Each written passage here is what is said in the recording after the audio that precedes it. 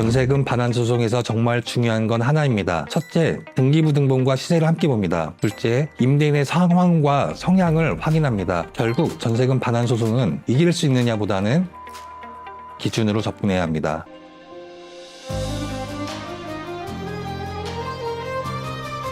법정에서는 치열하게, 의뢰인에게는 친근하게.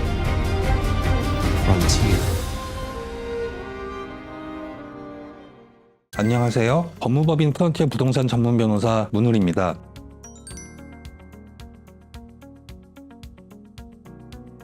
오늘 영상 시작하면서 이 질문 하나만 먼저 드려보겠습니다. 혹시 전세금 반환 소송을 셀프로 준비하고 계신 분이 있으신가요? 결론부터 말씀드리면 이 소송은 굳이 혼자 진행하실 필요가 없습니다. 전세금 반환 소송은 구조상 임차인이 승소할 가능성이 매우 높은 사건이기 때문이죠. 또 하나 중요한 부분이 있습니다. 여러분이 가장 중요하게 생각하시는 변호사 비용, 성공보수, 그리고 법정이자까지 임대인에게 함께 청구해 보장받을 수 있습니다. 정당한 권리를 행사하면서 비용까지 돌려받을 수 있는데 굳이 그 과정을 혼자 진행하실 필요는 없습니다. 지금 셀프로 전세 보증금 반환 소송을 고민하고 계신다면 주저하지 마시고 연락 주십시오. 불필요한 비용 부담 줄이고 보증금 회수 가능성은 더 확실하게 높여드리겠습니다. 그렇다면 첫 번째, 전세금 반환 소송에서 정말 중요하게 봐야 할 포인트는 무엇일까요? 전세금 반환 소송에서 정말 중요한 건 하나입니다. 단순히 판결에서 이기는 것이 아니라 실제로 내 통장에 돈이 들어오는 결과입니다. 많은 분들이 소송에서 이기면 바로 돌려받는 것 아닌가요? 라고 생각하지만 현실은 그렇게 단순하지 않습니다. 그래서 저는 소송을 시작하기 전에 반드시 두 가지를 먼저 확인합니다. 첫째, 등기부등본과 시세를 함께 봅니다. 내 보증금 순위가 근저당권보다 뒤에 있거나 현재 시세가 낮아 경매로 넘어가도 배당받을 금액이 부족하다면 소송 자체가 시간과 비용만 소모될 수 있기 때문입니다. 둘째, 임대인의 상황과 성향을 확인합니다. 단순히 자금이 부족한 상태인지 아니면 재산을 빼돌리거나 의도적으로 버티는 유형인지에 따라 대응 전략은 완전히 달라져야 합니다. 결국 전세금 반환 소송은 이길 수 있느냐보다는 받아낼 수 있느냐를 기준으로 접근해야 합니다. 두 번째, 전세금 반환 소송에서 반드시 유의해야 할 점은 무엇일까요? 실제로 사건을 진행하다 보면 소송을 시작한 이후 임대인이 무대응으로 일관하거나 송달을 피하면서 시간을 끄는 경우가 적지 않습니다. 이럴 때 중요한 건 그 흐름에 흔들리지 않는 것입니다. 경험상 사실 소송을 적절하게 대응하면 대부분의 사건은 3개월에서 6개월 내에 정리되는 경우가 많습니다. 또 소송을 진행하는 과정에서 임대인이 뒤늦게 연락을 해오는 경우도 있습니다. 전세금만 줄 테니 합의하자는 식입니다. 이 부분은 한 번 더 짚고 넘어가셔야 합니다. 전세금 원금만 받는 합의는 변호사 비용, 지연, 이자, 이사 지연으로 인한 발생한 손해까지 함께 포기하는 결과가 될 수 있기 때문입니다. 그래서 저는 합의는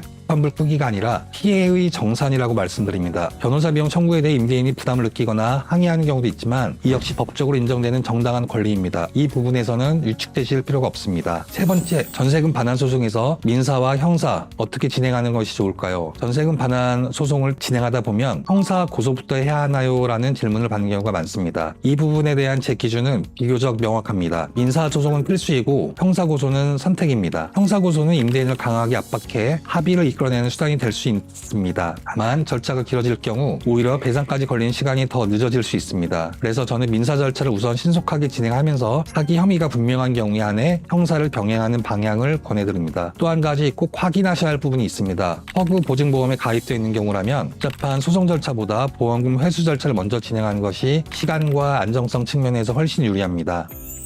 지금까지 전세 보증금 반환 소송에 관한 내용을 말씀드렸습니다. 부동산 시장이 침체될 때에는 전세 사고가 가장 많이 발생합니다. 따라서 지금 이 영상을 보며 고민하고 계시다면 이미 대응을 시작해야 할 시기라고 보셔야 합니다. 여러분, 소송을 미룬다고 해서 피해가 줄어드는 것은 아닙니다. 오히려 적극적으로 대응하는 것이 보증금 회수 시점을 앞당기는 방법입니다. 또한 등기부상 소유자가 무자력자로 변경되었거나 임대인과의 연락이 두절된 상황이라면 더 이상 지체하실 필요는 없습니다. 여러분의 소중한 재산을 회수하는 과정 끝까지 함께하며 실질적인 결과로 이어질 수 있도록 돕겠습니다. 오늘 영상이 도움이 되셨다면 구독과 좋아요 부탁드립니다. 아울러 개별적인 상황에 대한 진단이 필요하신 경우에는 아래 고정 댓글에 연락처로 언제든지 문의 남겨주시기 바랍니다. 지금까지 법무법인 프론티어 부동산 전문 변호사 문을 변호사였습니다.